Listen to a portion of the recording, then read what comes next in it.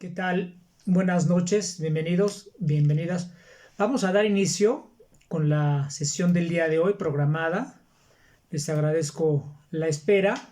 Hoy específicamente miraremos el entorno de los riesgos dentro del propio control interno. Es un tema relevante que estaremos haciendo un par de prácticas que vale la pena reflexionar sobre ellas. Y recordemos que, bueno, pues es parte del propio entregable y que es muy importante para poder ir avanzando en ese sentido, tanto en la parte teórica conceptual como en la parte de orden práctico. Mi frase de inicio: una vida sin riesgo es una vida gris, pero una vida sin control probablemente será una vida corta, decía Bertrand Russell. Recordemos en el caso propiamente del control interno, el segundo componente pues es la parte de administración y gestión de riesgos. Así que nos daremos a la tarea de mirarlo para poder ir afinando cada uno de estos elementos, completar la visión y la perspectiva del control interno y después hacer todo un análisis de la parte de riesgos, pero este componente, el componente número 2, identificado como evaluación de riesgos, pues es un elemento central para las características del control interno. En ese sentido, recordemos siempre, y ya lo conocemos, la parte de la definición como el propio riesgo, en el sentido de que se produzca un posible contratiempo o incluso una desgracia de que algo o alguien o algunos sufran perjuicios o daños o incluso pues cuestiones catastróficas. Como lo sabemos en el caso de Japón, en Fukushima en el 2011, temblor, el tsunami y finalmente el reactor nuclear. 3 eventos asociados, 3 riesgos que se materializaron y pues fueron, como sabemos, catastróficos. Otra definición de la Real Academia pues nos refiere que el riesgo es la probabilidad de una amenaza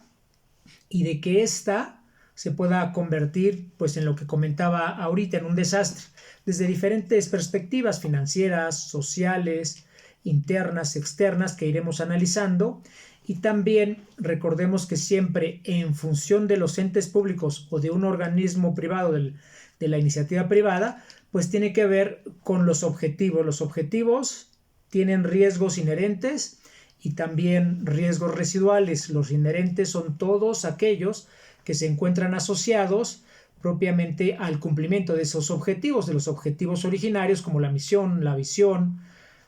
los objetivos estratégicos y las metas en su caso, según esté construida esa perspectiva de gabinete para ir alcanzándolo a través de la organización, la dirección y el elemento de control, que hoy sabemos que en el caso de los riesgos, por supuesto ya se ha determinado que la planeación tenemos que incorporar nosotros la evaluación y ponderación de los riesgos. Y en ese sentido entonces, pues ya también la propia definición de ERM o administración del riesgo, que ya hemos reflexionado en función de ella, pues como un proceso efectuado, al igual que el control interno, recordemos que también es un proceso efectuado, en este caso por la junta directiva, en el caso del control interno, por el cuerpo de gobierno o el órgano de gobierno, en el caso de los riesgos, ya dentro de la propia entidad o una escuela, un centro hospitalario o un organismo de la iniciativa privada, la gerencia o la dirección, así que vamos desagregando en nivel jerárquico la importancia de estos riesgos, de la mirada de estos riesgos y por supuesto de la evaluación de los mismos. En ese sentido también el personal operativo, o sea, dentro de la estructura todos tienen alguna responsabilidad para vincular esta administración, evaluación y gestión de los propios riesgos. Y la idea, como refiere la propia definición del ERM, pues es aplicarlo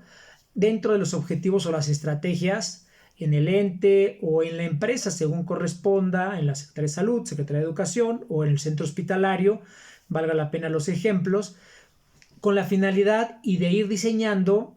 para identificar eventos que puedan ser potenciales, que podrían afectar, por supuesto, el cumplimiento de estas metas o de estos objetivos de carácter institucional.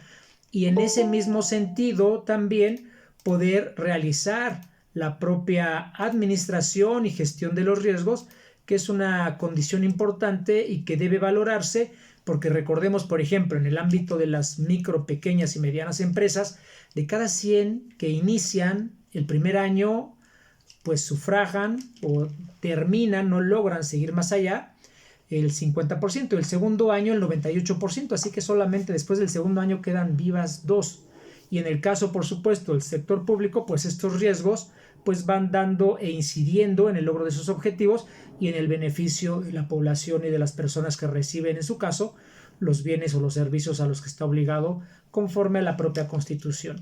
En ese sentido, pues la idea es establecer una política de riesgos y ver cuáles riesgos son aceptables y cuáles riesgos y cuál va a ser la administración precisamente de estos riesgos, con la finalidad de proporcionar una seguridad razonable, una seguridad que nos dé un alto nivel de confianza, según nosotros tengamos el apetito del riesgo, respecto de aquellos objetivos de la entidad, del organismo privado o del centro hospitalario o la escuela. Entonces, bueno, tenemos este componente del ERM, que es muy importante y que esto pues va a dar certeza a una adecuada administración y gestión de los propios riesgos. Ahora, ya entrando en materia de principios, básicamente tenemos que darle certeza, o eso es lo que recomienda el modelo COSO, de Committee of Sponsors of the Tradeway Commission, para poder incorporar estos 4 principios dentro de la administración y gestión de riesgos que, como ya platicábamos, hoy estamos dimensionando dentro del propio control interno, el segundo componente, que es propiamente la administración y gestión de riesgos, que se vuelve una condición muy importante para lograr precisamente los objetivos y las metas institucionales. En ese sentido, entonces, identificamos, por supuesto, que el titular deberá definir claramente los objetivos y formular los planes estratégicos conforme a los mandatos, en caso de que así sea, los mandatos legales, asegurando que esa planeación estratégica contemple la alineación a los planes, en su caso, nacionales, regionales, globales o sectoriales. Pero también, ya bajando de los niveles, y ya hemos platicado de este tema, la administración que esté identificada como los 2 niveles subsecuentes inmediatos inferiores, esto es el director general, y los niveles subsecuentes serán la administración, los 2 niveles subsecuentes, y en ellos recae ya no propiamente la definición de los objetivos y los planes estratégicos, sino la identificación, el análisis y la respuesta a los riesgos que se tenga. Así que tenemos ya aquí dentro de la propia estructura 2 principios que nos van a dar características como condición para ir identificando, pero también analizando y responder a aquellos riesgos. El tercer principio, que es muy importante, pues es esto que vemos en todos lados y que la idea es reducirlo de manera importante, incluso pues son banderas políticas, y entonces la idea es que la administración nuevamente considere la posibilidad de ocurrencia de actos de corrupción, fraude o abuso, ¿verdad? Dentro de este análisis ya lo veremos, el día de hoy estaremos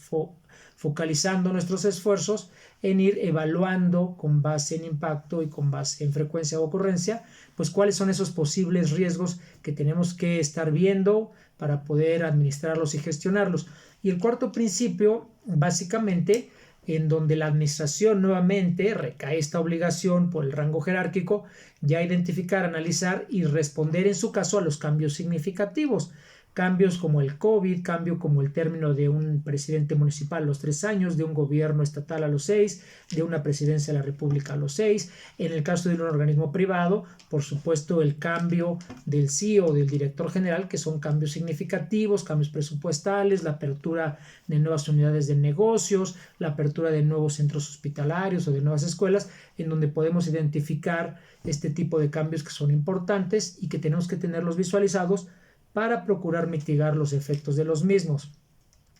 Es así entonces que ya para empezar a categorizar y valorizar, desagregamos ahorita de inicio en esta clasificación